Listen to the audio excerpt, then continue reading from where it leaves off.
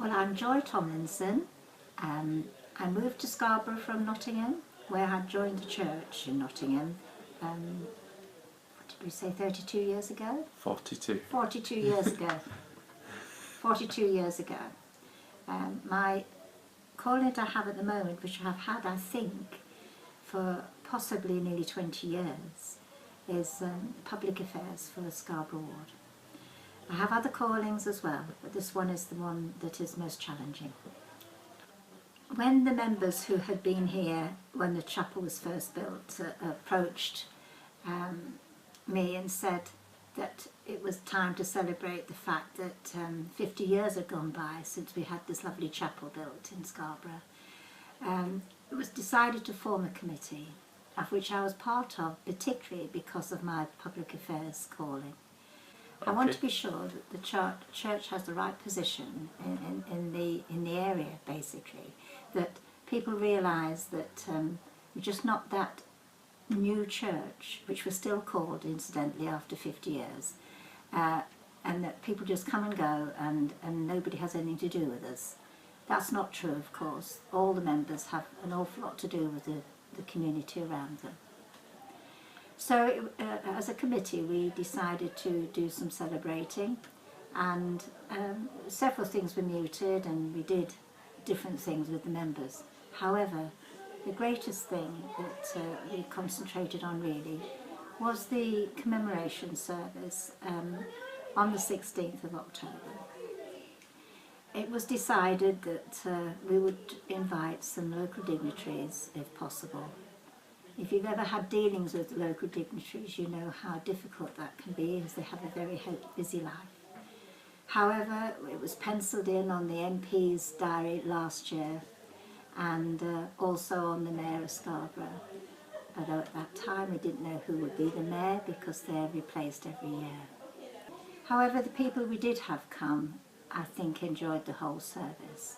It was a service of thanksgiving, really, in so many ways, mentioning the missionaries that came as building missionaries. We have a gentleman here who was the electrician as a young man. He's a member here still, having left to go to Leicester, but we got him back again. And we had other men remembering when they were sent to Scarborough to help build this chapel. We had building supervisors from America and Canada, and we had local members who worked and worked every evening, weekends, carrying bricks, mixing stuff, generally helping in any way they could, because every bit of work they did reduced the cost for the church.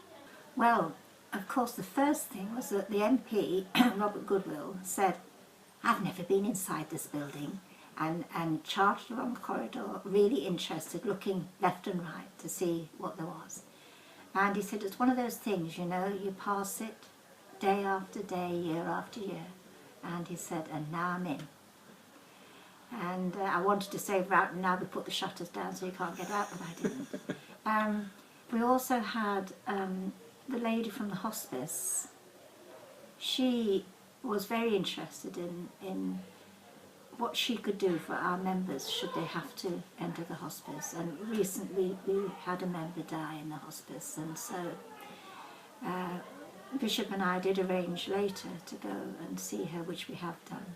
And she even asked our permission to put Books of Mormon in the library in the hospice, which of course we gave. The mayor, the deputy mayor of Scarborough and his wife were delightful. They were so pleased to be invited, and they too had always been interested in what the building was and what went off in there, really.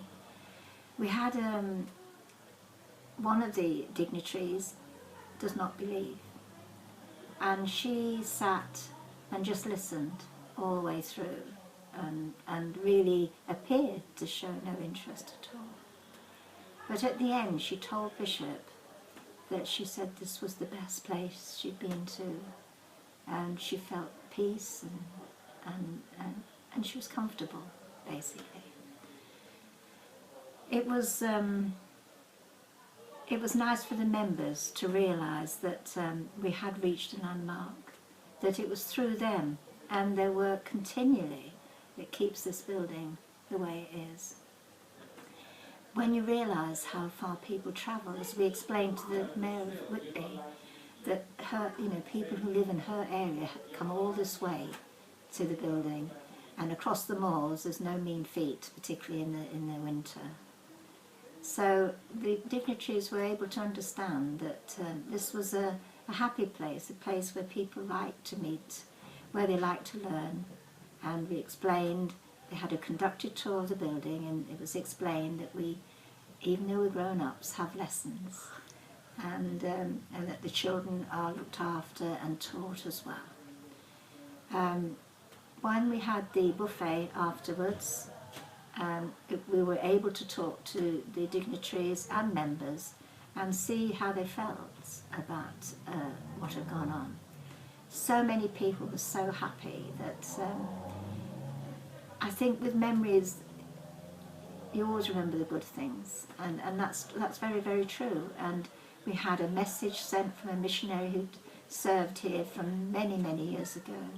We had a visitor from Canada, a gentleman, Mr. Headley, Brother Headley, who'd been the branch president when the church was finished.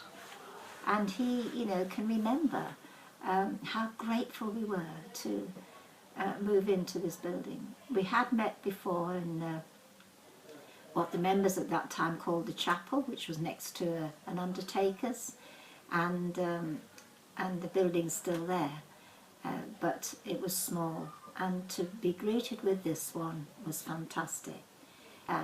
Lisa Winwood came, and when I'd contacted her to ask her to come, as a joke I said to her, you see, we're quite forward-thinking people, because our prophet was in charge always of building things and receives inspiration, and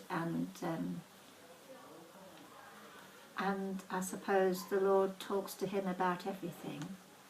And so he was able to say that this building, now we're talking about 1966, remember, this building had quite a big car park, and there was no member with a car, and so quite a few members said, what a waste of space, why don't we have more classrooms and so on. But no, it was decreed that we must have that car park. And as I said to the assistant police constable, you see now, if we hadn't had a car park, what a mess we'd be making of the island just outside. And so it was obvious, you see, that by revelation, even the planning of buildings is there. Aren't we lucky?